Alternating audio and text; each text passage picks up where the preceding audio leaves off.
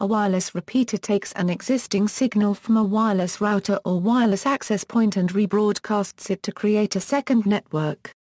When two or more hosts have to be connected with one another over the IEEE 802.11 protocol and the distance is too long for a direct connection to be established, a wireless repeater is used to bridge the gap. It can be a specialized standalone computer networking device.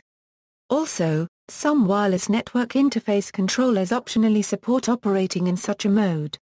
Those outside of the primary network will be able to connect through the new repeated network.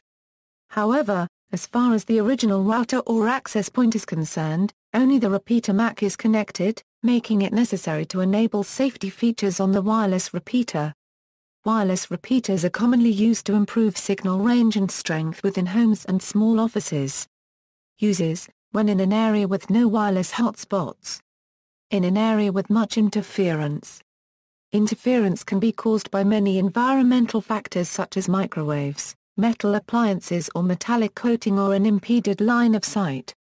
When the distance between the computer and the wireless access point or wireless router is too great for the internal wireless network interface card to receive the wireless signal.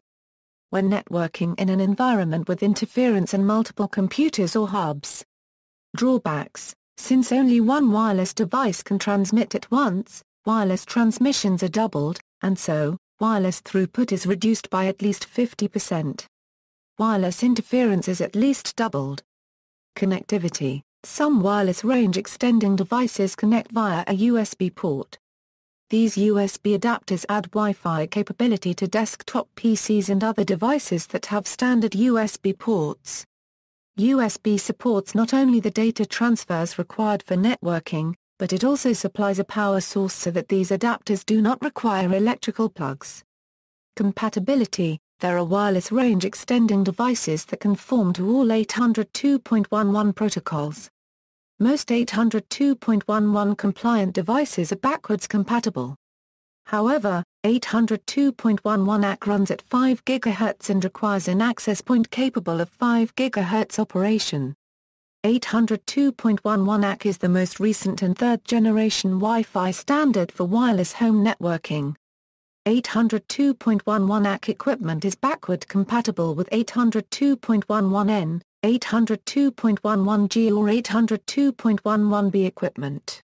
An older range extender will not be able to repeat the signal of a newer generation router.